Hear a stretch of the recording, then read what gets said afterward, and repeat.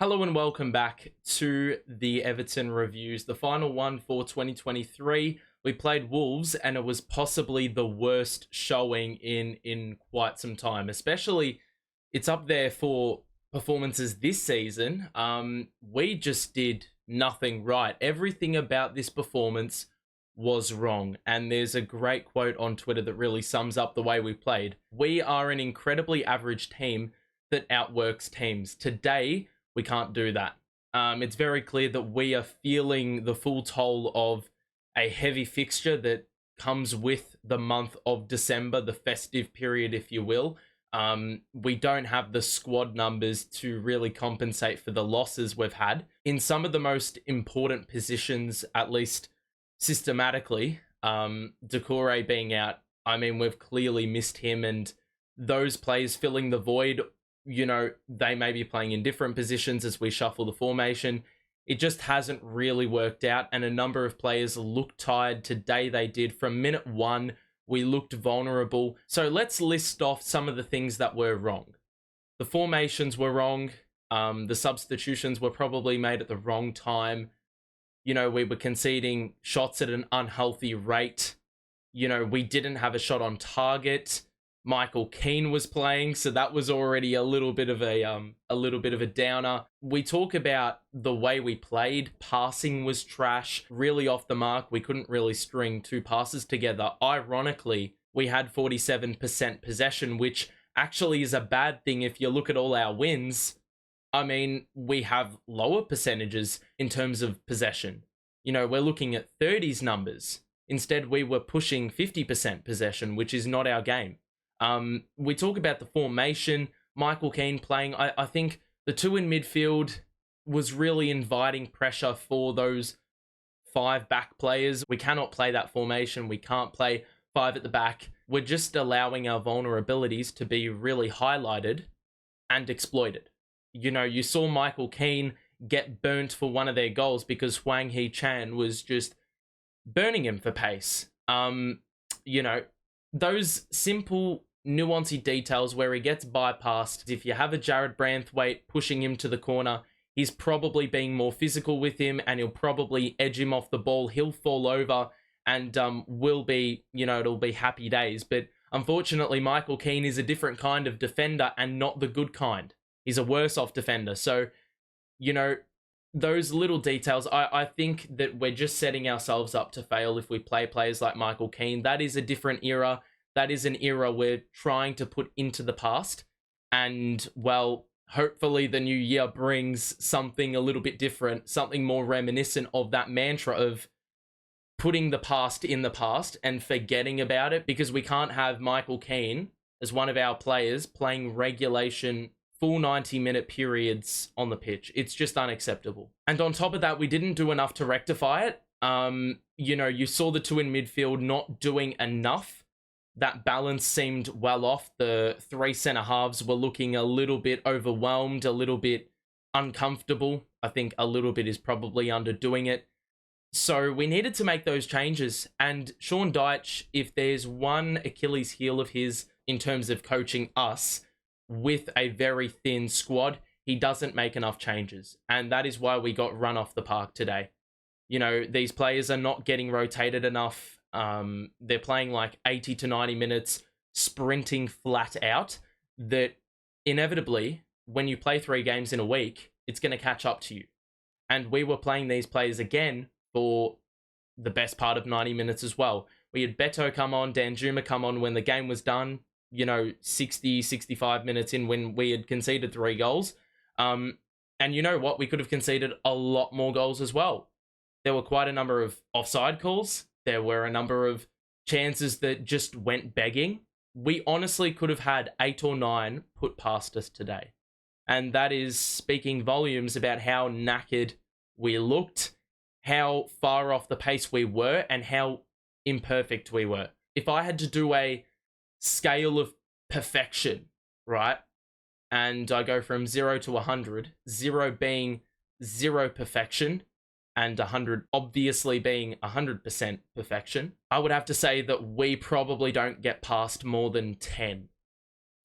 Because, man, it was a rough watch today. you get to the 70-minute mark and we haven't had a shot on target. We didn't have a shot on target for the whole game because that build-up play was lacking. The closest we got was an absolute prayer of a shot by Dwight McNeil from outside the box. I do think that he held on to the ball a bit too long, and I think it was that sort of attitude we possessed today of trying to do too much.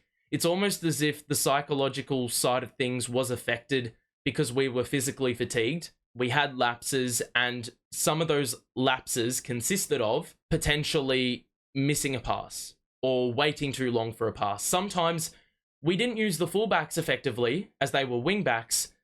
They were making runs, but we weren't honouring the run.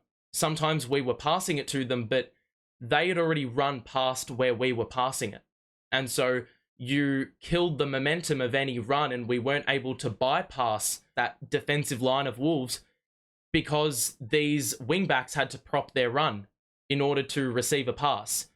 So it was just, the connection was lacking. I think that's a key word, connection. It was fully lacking today. And I think going back to Dyche and his rotations, the reason that we have so many shortcomings when we're trailing and we need to get back into the game, we have not won in 25 attempts. It is because, as one tweet indicates, the obvious changes are not made, or they are made too late. And we saw today the two changes coming after we'd conceded 3 goals, and then a couple of other changes also being made when the damage was already done.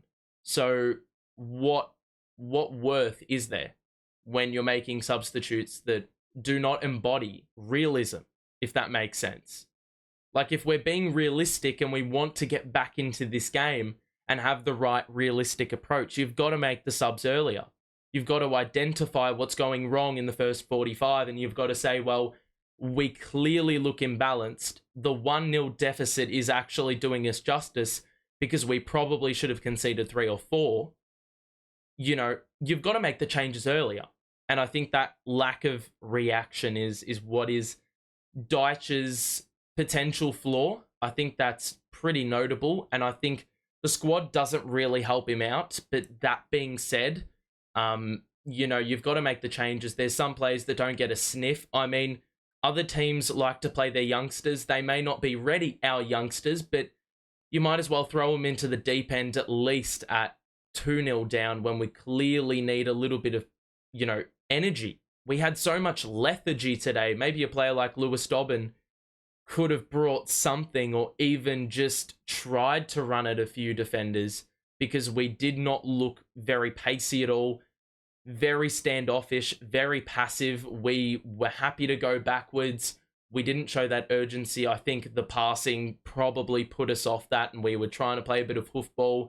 DCL wasn't too bad up top. He did as much as he could, but, you know, as much as he can do, you know, it's never gonna be enough if the service is so awful and if there's no support up top. We had wing backs, we had right mid and left mid, and they still seemed so segregated. And that is why Dukes is so important to this team. And I think it's probably now realized.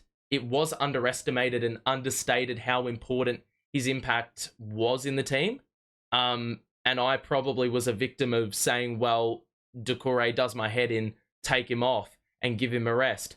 But now we're realizing, myself included, that he needs to be in this team for this team to succeed. Until we can get another player who fits that mold, is that Dele Alli. But we sure as hell cannot play 5 at the back with Michael Keane again. We can't play Michael Keane again, and we can't have 2 midfielders. It's really that simple. Onana and Garner looked like they were getting trampled. They were, in essence, human doormats, because they were getting absolutely walked over in the center of the park. So it is what it is. We're done and dusted for 2023. Hopefully the new year brings some better form, because we've lost 4 games if you count the cup fixture against Fulham. We need to get back on the winners list. We've got a cup game in the first week of January, and then it is Villa. And that is going to be a real test, because Villa have lost a couple of games. They got bailed out very luckily against Burnley for something that absolutely wasn't there. So maybe they're going to be riding a good wave of momentum. But that being said, complacency can kick in. And with 4 straight losses, I hope that Sean Dyche is instilling a little bit of hunger into this team so we can rediscover that identity that had us win 4 straight games, didn't lose in a month, didn't concede in a month. So we were living, but, we've got to get back on the winners list. And I think this rest is going to do us good. As much as it is only 1 week is everything when you've played 3 games in a week, and it's a cup game as well. So hopefully a little bit of time for rotation, and some players can get a 2-week break, or they can play 30 minutes in 2 weeks. And that'll do them the world of good when we play Villa in a few weeks. That'll do it from me, though. Have a great New Year's, and we will see you in 2024. Have a good one. Bye for now.